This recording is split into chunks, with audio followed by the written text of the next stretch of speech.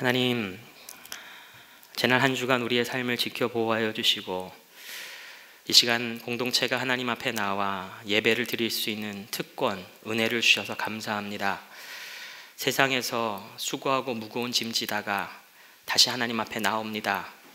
예수의 보혈로 우리를 덮어주시고 하나님만이 허락하실 수 있는 평안과 자유함을 이 시간에 허락하여 주시옵소서. 우리 각자 가지고 있는 계획과 생각들, 마음들, 말씀의 권위 앞에 겸손히 내려놓고 하나님이 바라보시는 관점으로 하나님의 꿈을 꿀 수 있는 이 시간 되기를 원합니다. 또한 지금까지 인도하신 하나님의 은혜를 기억하고 그 하나님의 은혜를 의지해서 우리의 앞날을 내다보는 시간 되기를 원합니다. 성령께서 이 시간 우리와 함께하여 주시옵소서. 예수님의 이름으로 기도합니다. 아멘. 여러분, 한 14년, 15년 전쯤에 우리나라 어느 TV 프로그램 중에 폭소클럽이라고 하는 코미디 프로그램이 있었습니다. 거기에 아주 히트를 쳤던 코너가 뭐가 있었냐면 블랑카의 이게 뭡니까가 있었습니다. 여러분 혹시 기억나시나요? 한국에서 일하는 그 외국인 노동자들의 애환을 이렇게 사실적으로 그렸습니다. 그래서 그 외국인 노동자들의 시각에서 한국 사회를 풍자하고 또 비판했던 재밌지만 또 한편으로는 슬펐던 그런 프로그램이었는데요. 그때 그 주인공이 유행어를 남겼지요. 뭡니까 이게, 사장님 나빠요, 그랬습니다. 징징대는 그런 개그였습니다. 저는 오늘 본 말씀 느헤미야 9장을 묵상하면서 왜 자꾸만 그 프로그램의 유행어가 생각나는지 모르겠습니다. 뭡니까 이게, 사장님 나빠요. 페르시아 포로 생활에서 귀환한 이스라엘 백성은 폐허가 된 예루살렘 성전과 성벽을 재건합니다.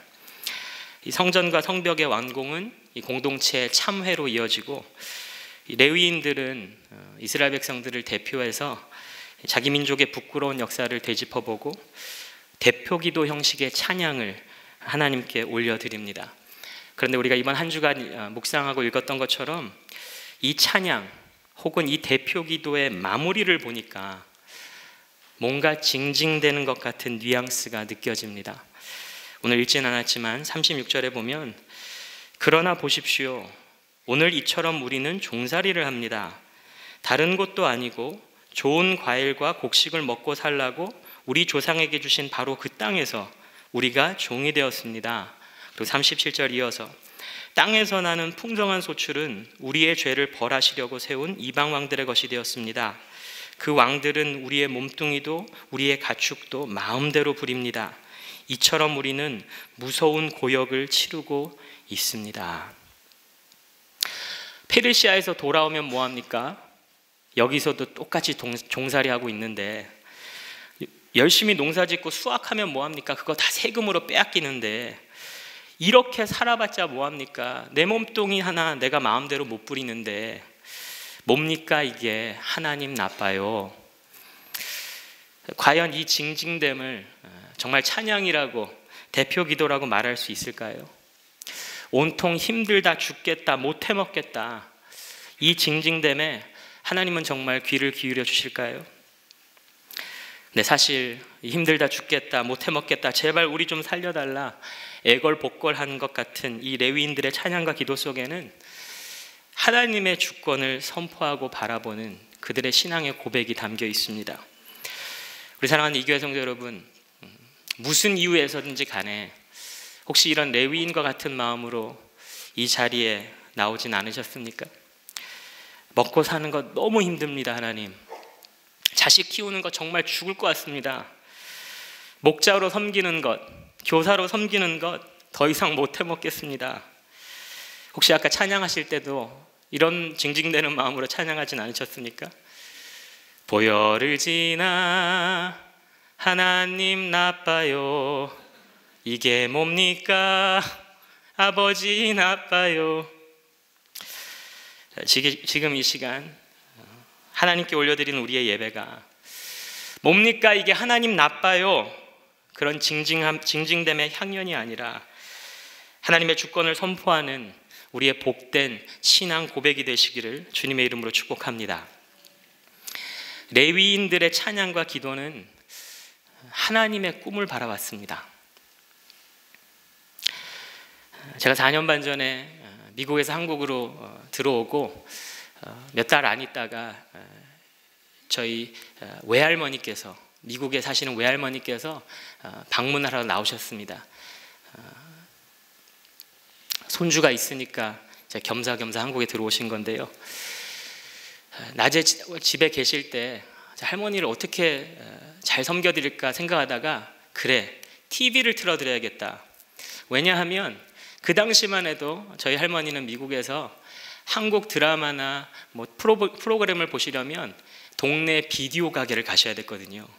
뭐 DVD를 틀 줄도 모르시고, 더군다나 인터넷으로 재생을 하실 수가 없기 때문에 그 구닥다리 VHS 그 빌려다가 보시는, 한 번에 막 10개씩 20개씩 겨우겨우 끌고 오셔서 보시는.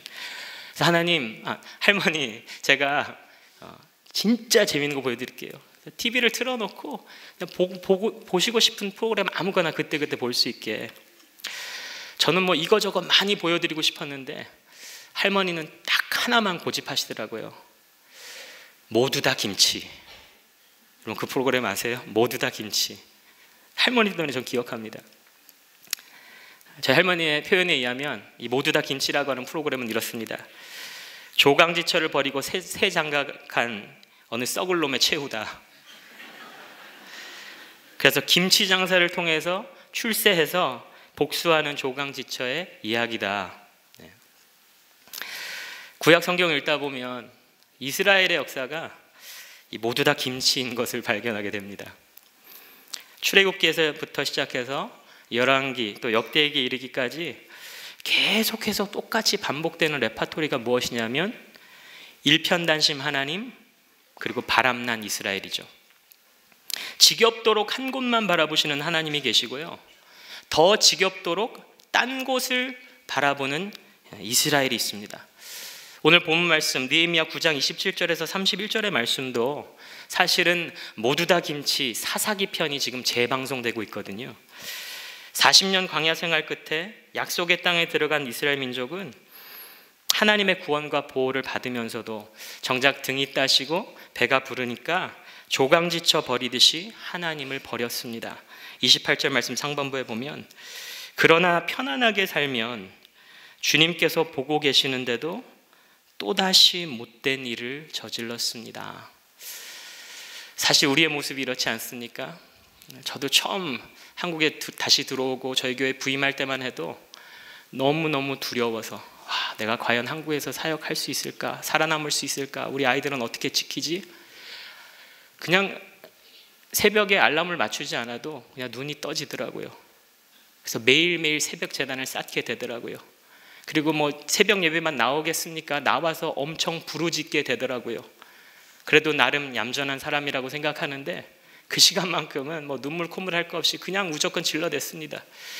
그러다가 뭐 막히면 영어로도 질러대고요. 그래서 한 번은 함께 기도하던 우리 남일 전사님 그러시더라고요. 이 태 목사님은 뭐 한 번씩 가다가 알아듣지도 못하는 언어로 막 질렀어.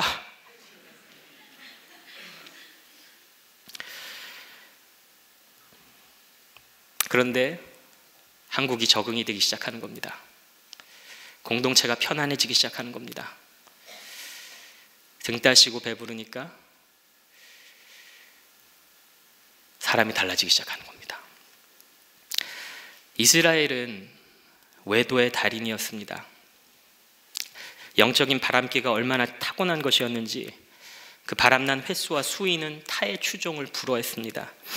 가나안 족속이 섬기는 바알과 아세라도 섬겼고요, 블레셋 족속이 섬기던 다곤도 섬겨봤고요, 암몬 족속이 섬기던 밀곰도 섬겨봤고요, 모압 족속이 섬기는 그모스도 섬겨봤습니다. 나중에는 이 우상들을 예루살렘 성전 안까지 끌어들여서 하나님 보란 듯이 그것들을 섬겼습니다. 아내 몰래 바람을 피는 것도 천하의 몹쓸 짓인데, 이건 뭐 아내가 뻔히 보는 앞에서, 그것도 자기 집 안방에서 말이죠. 여러분이 하나님이시라면 어떻게 하시겠습니까? 특별히 우리 자매님들 어떻게 하시겠습니까? 지금 여러분들의 마음속에 품고 있는 그 생각이 우리가 하나님의 형상대로 지음받았다는 증거입니다. 이스라엘의 역사를 보니까 하나님이 실제 그렇게 하십니다. BC 722년에 아시리아가 쳐들어와서 북이스라엘이 망하지요. BC 586년에 바벨론이 쳐들어와서 남유다를 파괴시키지요. 이스라엘 백성들은 포로가 되어서 바벨론으로 끌려가고 70년이 지나서야 겨우 성전을 재건합니다. 그 찬란했던 예루살렘은 폐허로 변해 있고 온 나라의 고아와 과부와 거지가 특실거립니다. 분명히 사는 곳은 하나님이 주신 약속의 땅 맞는데 사는 모습은 하나님이 내리신 분노의 심판이었던 거죠. 지금 하나님이 이스라엘 백성들에게 너무 차가우신 겁니까? 그래도 한때 죽도록 사랑했던 연인이었는데 너무 잔인하게 몰아붙이는 것은 아닙니까? 모두 다 김치를 보시던 저희 할머니의 모습을 떠올리면 전혀 차갑지 않은 것 같습니다. 하나님 이스라엘 민족을 심판하신 이유는 그들이 영적으로 간음했기 때문입니다. 그런데 그것은 심판의 이유였을 뿐 목적은 아니었습니다. 하나님이 이루시고자 했던 심판의 목적은 이스라엘의 회개를 통한 그들과의 동행이었습니다. 하나님은 이스라엘 민족과 함께하는 꿈이 있으셨습니다. 23절 말씀에 보면 주님께서는 우리 조상의 자손을 하늘의 별만큼이나 불어나게 하시고 조상들에게 말씀하신 땅으로 인도하셔서 그곳을 차지하게 하셨습니다. 여러분, 그렇습니다. 아브라함을 통해서 하늘의 별과 같은 큰 민족을 이루시고 이집트 종살이에서 구원하셔서 약속의 땅에 들여보내는 꿈을 갖고 계셨고요. 이스라엘 민족을 하나님이 왕으로 다스리시는 열방의 봉의 근원이 되는 그런 제사장 나라로 세우시는 꿈을 갖고 계셨습니다. 그래서 율법을 주셨던 것이죠. 말씀으로 이스라엘을 다스리시고 그들과 함께 하시려고 말입니다. 그런데 이스라엘 백성이 그 꿈을 깨뜨려 버린 것입니다. 우상을 숭배하고 하나님께 불순종하면서 처참하게 그 꿈을 짓밟아 버렸습니다. 29절 말씀 보면 돌이켜 주님의 율법대로 바로 살라고 주님께서 엄하게 타이르셨지만 그들은 거만하여 주님의 명령을 따르지 않았습니다. 지키기만 하면 살게 되는 법을 주셨지만 오히려 그 법을 거역하여 죄를 지었습니다. 이 구절에서 뭐라 그러냐면 지키기만 하면 살게 되는 법이었다고 말합니다. 그걸 거부했대요. 이걸 NLT 성경, 영어 성경으로 보면 will find life if only they obey. 지키면 생명을 얻는 법이라고 번역된 겁니다. 생명의 근원이신 주님의 명령을 거역했다는 것은 생명의 근원이신 주님의 임재 그리고 주님과의 동행을 거부했다는 거죠. 내 갈 길 가겠습니다.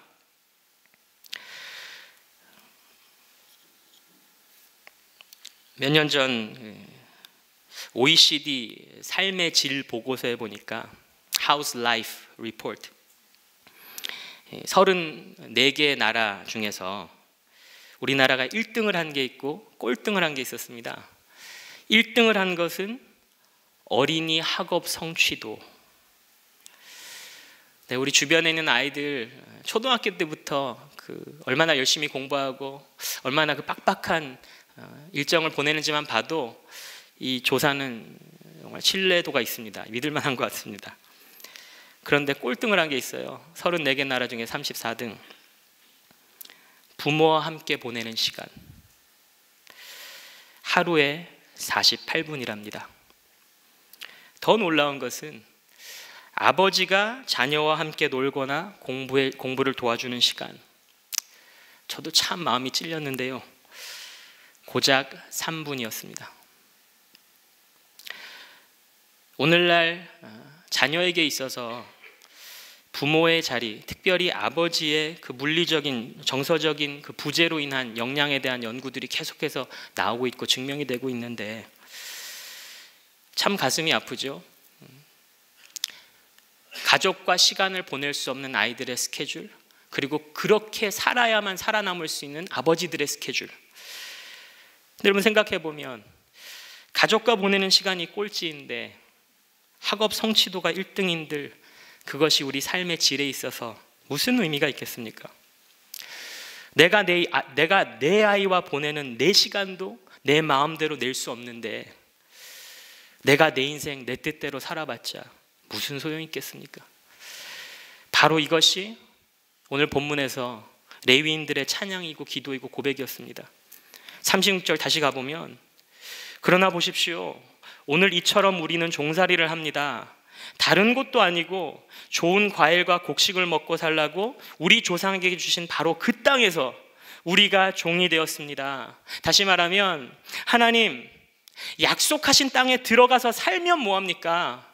땅을 주신 하나님이 함께하지 않으시면 그 땅은 들어가서 사나 마나입니다. 37절 말씀, 땅에서 나는 풍성한 소출은 우리의 죄를 벌하시려고 세운 이방 왕들의 것이 되었습니다. 하나님, 내가 내 인생의 주인 노릇하면서 살아가려고 발버둥 치면 뭐합니까? 하나님이 내 삶의 주인이 되어주시지 않으면 내 삶에 내가 마음대로 할 수 있는 것이 아무것도 없습니다.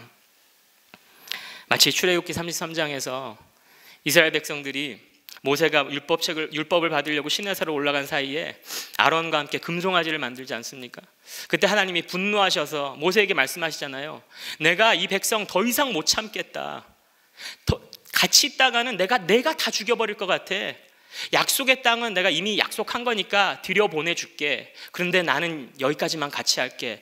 더 같이 했다가는 나도 내가 어떻게 변할지 모르겠어. 쉽게 말해서 그렇게 말씀하시죠. 그때 모세가 뭐라고 기도합니까? 주님께서 친히 우리와 함께 가지 않으시려면 우리를 이곳에서 떠나 올려 보내지 마십시오. 주님께서 우리와 함께 계심으로 저 자신과 주님의 백성이 땅 위에 있는 모든 백성과 구별되는 것이 아니겠습니까? 모세는 하나님의 꿈을 알고 있었고 하나님의 마음을 꿰뚫고 있었지요. 하나님과의 동행, 하나님의 임재가 무엇을 의미하는지 잘 알고 있었지요. 이제 이 이스라엘 백성도 오랜 포로 생활과 힘겨운 공동체의 재건을 경험하고 나니까 드디어 이스라엘 민족이 하나님의 꿈을 바라보기 시작하는 것입니다. 사랑하는 성도 여러분, 이스라엘 민족의 이야기는 사실 우리의 이야기입니다. 모세를 통해서 이스라엘을 이집트 종살이에서 구원하셨듯이 예수 그리스도를 통해 우리를 죄에서 자유케 하셨습니다. 신의 산에서 율법을 주시고 택함받은 자기 백성 삼아 주셨듯이 우리에게 성령을 주시고 당신의 자녀 삼아 주셨습니다. 약속의 땅에 들여보내셔서 구별된 제사장 나라로 세우시고 말씀으로 그들을 다스리시고 그들과 함께하기를 원하셨듯이 우리의 삶 속에서도 하나님의 나라를 세우는 사명을 주시고 말씀과 성령으로 우리를 다스리시고 우리와 함께하기를 원하십니다. 하나님은 우리를 당신의 자녀로 그리고 당신의 공동체로 부르신 분명한 소명, 곧 하나님의 꿈과 소망이 있으십니다. 세상은 스펙과 명예가 따라붙는 좋은 대학에 들어가기를 원하지만 하나님은 말씀과 성령이 동행하는 좋은 대학생이 되기를 원하십니다.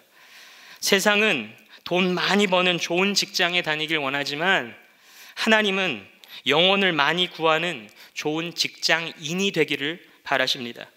세상은 많은 손님 끌어모으는 그런 사업을 구상하지만 하나님은 많은 직원 먹여 살리는 사업가를 꿈꾸십니다.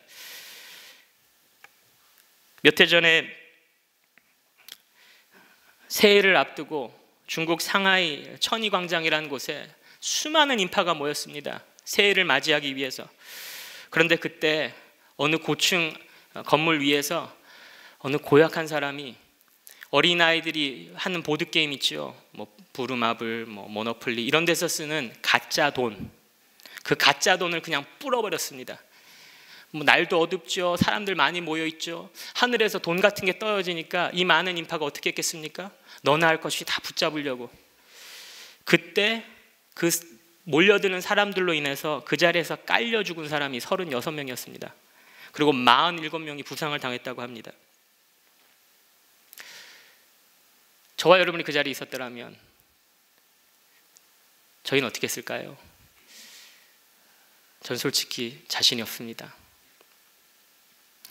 이제 한 해를 마무리하고 새해를 준비하면서 우리 각자 내려야 할 크고 작은 결정들이 있을 텐데요. 자녀의 대학 입학이라든지 이직이라든지 사업이라든지 이사, 그리고 심지어는 사역에 있어서도 세상 사람들은 마음의 눈이 어두워서 돈, 권력, 명예, 심지어는 가짜 돈까지 따라가지만 하나님의 자녀, 또 당신의 교회로 부름받은 우리들은 하나님의 꿈을 좇아야 합니다. 하나님이 나와 함께 하시고 내 인생의 주인이 되시어서 하나님의 꿈을 바라보는 그런 복된 예배, 복된 인생 되시기를 주님의 이름으로 축복합니다.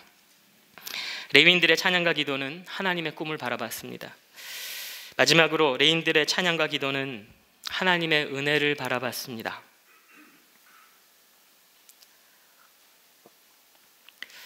지난 토요일, 어제 말고 그 전 토요일에 KTX 강릉선에서 탈선 사고가 있지 않았습니까? 강릉역을 출발한 지 5분 만에 탈선이 돼서 참 감사한 건 200명이 넘는 승객들이 타고 있었고 시속 103km로 달리고 있었는데 감사하게 부상자가 16명이었습니다.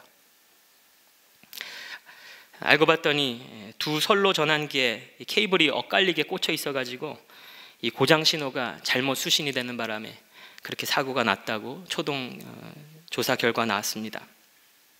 뭐 그럴 수도 있죠. 사람이 실수도 할 수 있는데, 그런데 우리의 마음을 참 힘들게 하는 것은 지난해 9월 이 강릉선이 개통되기 전에 시운전을 했는데 그때도 충돌 사고가 있었다는 거죠. 신호의 오류로 인해서 이 앞기관차가 뒷기관차가 앞기관차를 박아서 그때는 사람이 1명 죽고 또 6명이 부상을 당했다는 겁니다. 그때 이 코레일과 철도시설공단이 합동으로 점검을 했습니다. 13일 동안. 그래서 7,000개가 넘는 이 선로 전환기를 체크하고 이제 문제 없다, 안전하다, 그리고 개통을 했는데 1년 만에 다시 이 열차 사고가 반복된 거죠.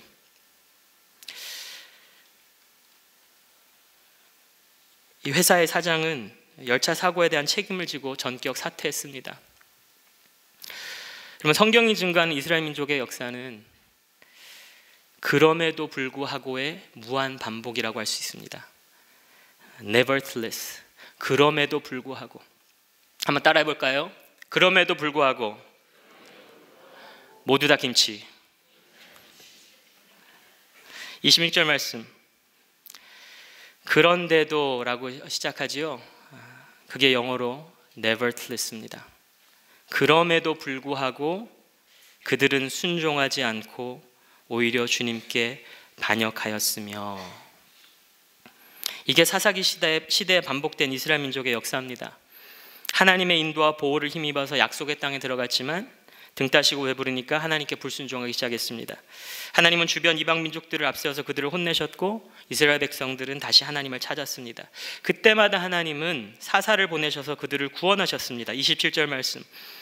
주님께서는 그들을 원수들의 손에 맡기시어 억압을 받게 하셨습니다. 그러나 억눌림을 받고 주님께 부르짖으면 주님께서는 하늘에서 들으시고 그들을 끔찍이도 불쌍히 여기시어 원수의 손아귀에서 그들을 건져낼 구원자들을 보내주시곤 하셨습니다. 우리가 과거의 잘못이나 실수를 통해서 배우고 변해야 되는데 한번 충돌 사고가 있어서 사람까지 죽었으면 그것을 확실하게 점검하고 뜯어 고쳐야 되는데 그럼에도 불구하고 똑같은 범죄를 반복해서 저질렀다는 거죠. 이스라엘 백성이. 28절 말씀. 그러나 편안하게 살만 하면 주님께서 보고 계시는데도 또다시 못된 일을 저질렀습니다. 하나님이 긍휼히 여기셔서 다시 기회를 주실 때마다 그럼에도 불구하고 다시 넘어지고 다시 실패했다는 것입니다. 그래서 성경은 이스라엘 민족을 이렇게 표현합니다. 우리 느헤미야 9장만 하더라도 29절 말씀에 목이 뻣뻣하여 고집을 버리지 못하였으며 17절 뻣뻣한 목에 고집만 세어서 16절 목이 뻣뻣하고 고집이 세어서. 이스라엘 백성은 그런 민족이었다는 거죠. 그런데 3200년 전 이스라엘 백성들의 모습이나 오늘날 저와 여러분의 모습이나 모두 다 김치라는 거죠. 우리가 얼마나 목이 뻣뻣하고 고집이 센지 똑같은 실수, 똑같은 연약함으로 넘어집니다. 하나님의 꿈을 향해서 종착역까지 무사 운행하고 싶은데 그럼에도 불구하고 항상 똑같은 곳에서 또 탈선하고 그럼에도 불구하고 매번 똑같은 이유로 다시 충돌하는 29절 말씀처럼 우리는 주님께 등을 돌리고 목이 뻣뻣해서 고집을 부리지 못하며 복종하지 않습니다. 여러분, 그런 우리가 어떻게 하나님한테 도와주십시오, 한 번만 더 기회를 주십시오, 이렇게 매주 나와서 구할 수 있습니까? 한두 번도 아니고 책임을 지고 전격 사퇴해야 되는 것 아닙니까? 그럼에도 불구하고 우리에게는 소망이 있다는 겁니다. 우리의 역사가 그럼에도 불구하고의 무한 반복인 것처럼 하나님의 은혜 역시 그럼에도 불구하고의 무한 반복이기 때문이죠. 31절 말씀, 첫 단어가 그러나입니다. 이 그러나 역시 영어로 nevertheless입니다.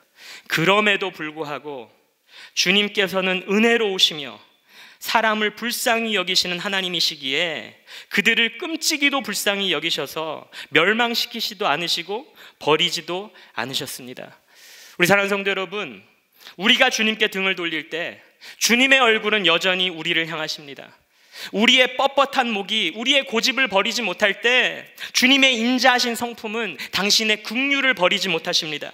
우리가 우리 죄를 자백하면 신실하고 의로우신 하나님은 은혜로 우리를 모든 불의에서 깨끗하게 하십니다.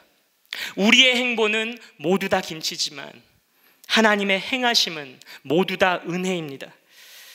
성경은 우리가 하나님의 형상대로 지음받았다고 증거하는데요, 우리의 고집 역시 어쩌면 하나님의 고집을 쏙 빼다 닮은 건 아닐까 생각해 봅니다. 성경에 나온 인물 중에 가장 독했던 독종은 누구였을까요? 가장 고집이 세고 마음이 강팍했던 사람은 누구입니까? 출애굽기에 나오는 바로였지 않습니까? 아니, 사람이 10번 찍어서 안 넘어가는 나무가 없다는데 바로는 모세가 9번의 재앙 플러스 처음 지팡이 들고 찾아갔을 때 10번을 찾아갔는데도 넘어가지 않습니다. 나일강이 피로 변하고 있고 개구리 떼가 온 지면을 덮어도 요지부동 똥꼬집이었습니다. 그런데 참 재미있는 게 있습니다. 제가 17살 때 예수 그리스도를 인격적으로 만나고 18살 때 지금의 제 아내에게 청혼을 했습니다.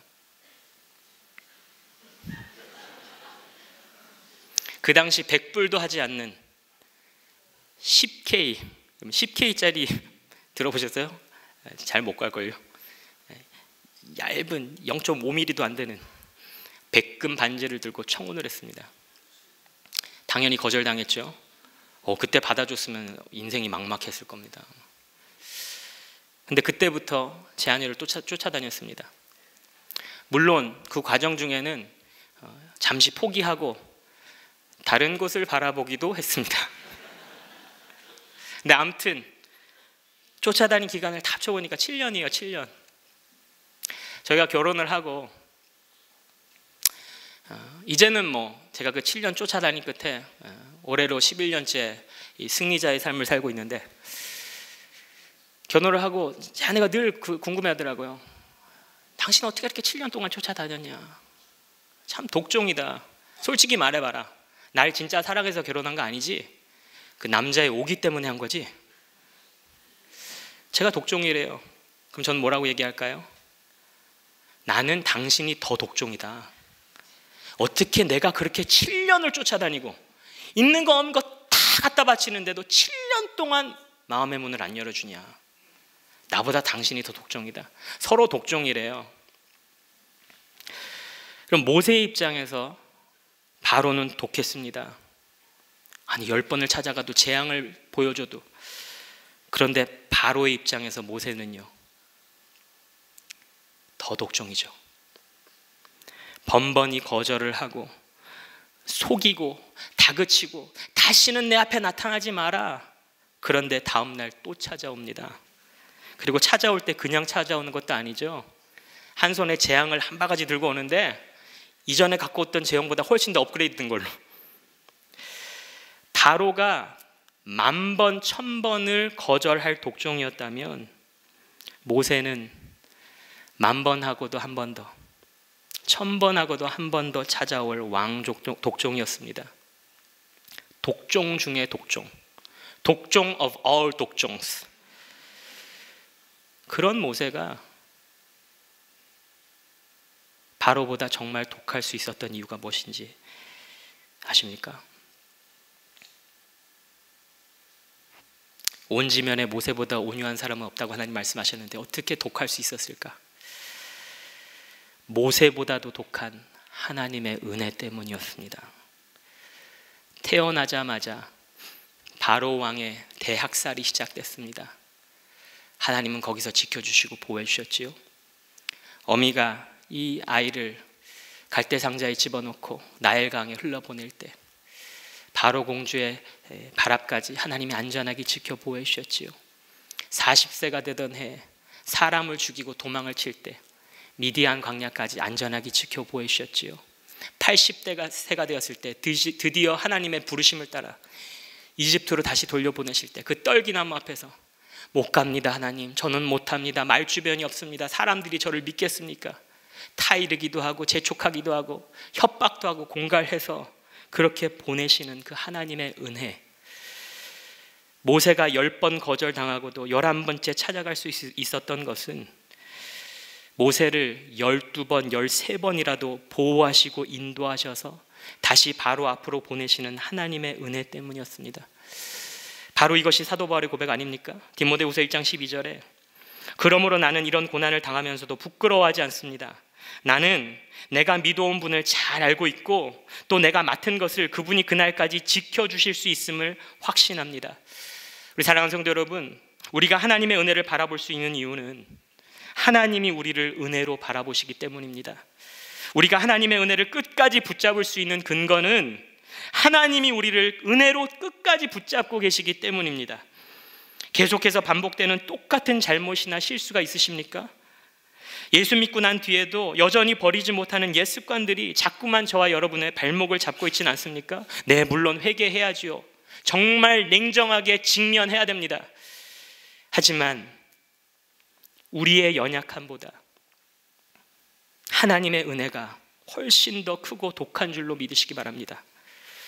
만일 우리가 우리의 죄를 자백하면 1000번이고 10,000번이고 모든 불의에서 깨끗하게 하시는 하나님의 은혜를 바라보면서 뭡니까 이게 하나님 나빠요가 아니라 뭡니까 이게 하나님의 은혜입니다라고 고백하는 그런 복된 인생 되시기를 주님의 이름으로 축복합니다.